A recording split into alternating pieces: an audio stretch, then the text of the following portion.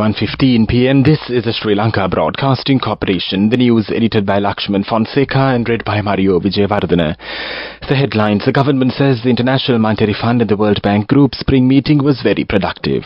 The government has decided to import big onions from India through Lanka Satosa. Training opportunities for education lecturers from the British Columbia University in Canada.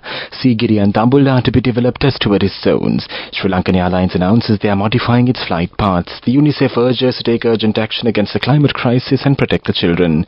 The State Minister Finance Shehan Semasinga says the International Monetary Fund and the World Bank Group spring meeting was very productive. He said talks with Kenji Okamura, the Deputy Managing Director, has appreciated recent economic reforms practiced by the island today. He said in a post on X that Okamura commended the Sri Lankan authorities on the strong program implementation and excellent reform progress. The minister said Okamura emphasized the need to preserve the hard-earned gains Sri Lanka has experienced since the beginning of the IMF program and continue strong ownership.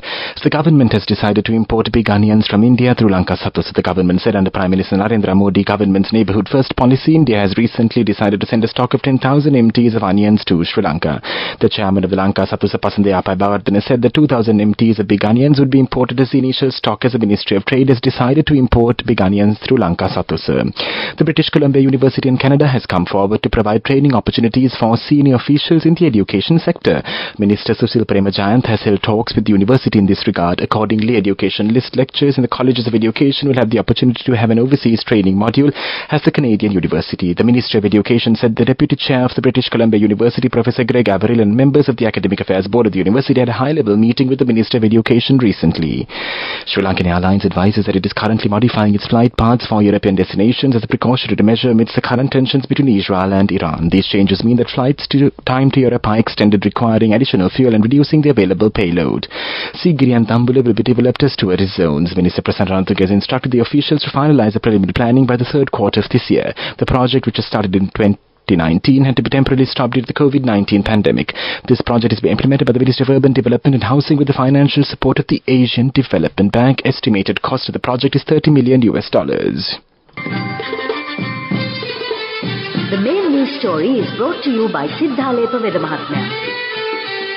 The government says a gradual increase in dollar reserves and the rise in the value of the rupee will enable the import of vehicles. The Finance State Minister Ranjit Singh Balapitia said a committee appointed to carry out a high-level study to systematically remove restrictions on the import of vehicles. Addressing a meeting in the Ravanwala area, he said import restrictions were imposed on between 1,500 and 2,000 items, but the restrictions are now only effective on the import of vehicles. He added the committee will make a list of the essential and indispensable vehicles for the country. The main news story was brought to you by Sinhala Vedamahatmya.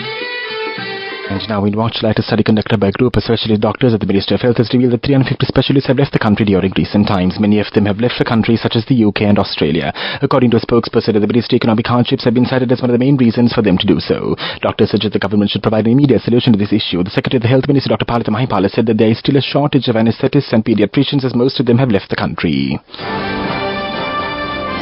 Coming up, World News.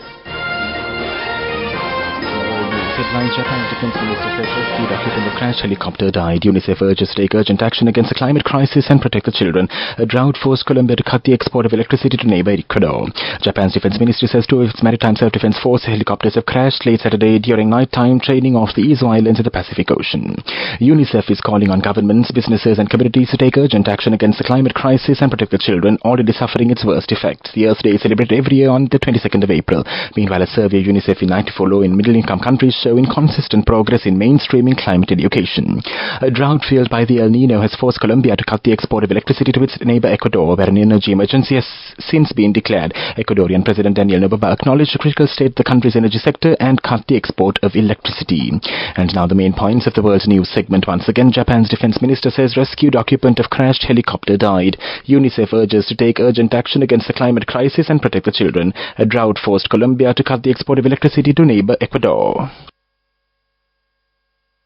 And now in development news, the Umayyad multipurpose development project will be vested in the public on the 24th of April. It will be opened by Iranian President Ibrahim Raisi and the President Ranil Wickremesinghe. President Wickremesinghe invited the Iranian President to join him in inaugurating this project, and President Ibrahim Raisi has happily accepted the invitation. Following the economic crisis, Iran provided fuel to Sri Lanka, and in return Sri Lanka exported tea to Iran.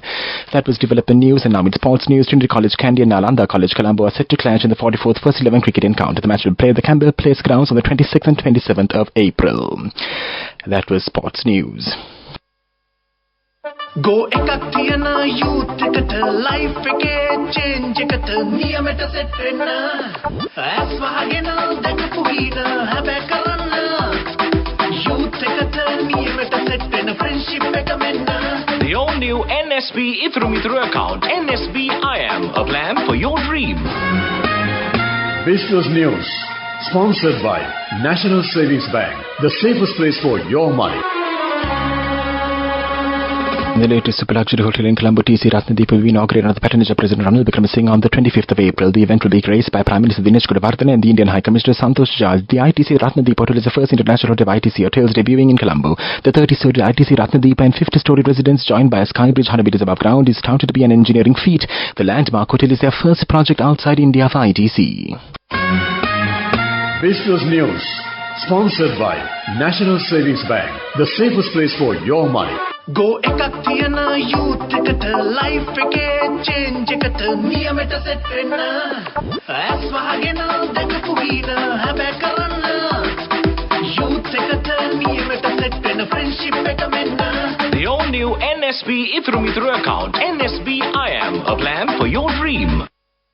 And now in economic news, the Ministry of Trade is to introduce a price formula to provide construction materials to people at a fair price. Accordingly, a range of estimated prices will be introduced for construction material including cement, paint, steel and electrical wires. Customs, Ministry of Finance, Customs Affairs Authority and Ministry of Trade have considered the total spent on importing, import taxes, custom duties and other import charges when it reaches the consumer to introduce a new price range. A range of estimated prices has already been introduced for essential food items. The price range will be updated every Tuesday. And now for the weather report, the Met Department predicts showers or thunder showers. We look at several places in the western, suburban, central and northwestern provinces and in the Gala and Madhya districts after 2 p.m. Showers or thunder showers may occur in the Uva province and in the Anuradhapura, Vavuniya and Manali districts during the afternoon and night. Showers or thunder showers occur in the western coastal areas during the morning too. Misty conditions can be expected at places in the western, suburban and central provinces, Gala and Madhya districts during the morning. That was the weather report. Now the headlines of this news broadcast once again. The government says the IMF and the World Bank Group spring meeting was very productive. The government has decided to import big onions from India through Lanka, Satasa.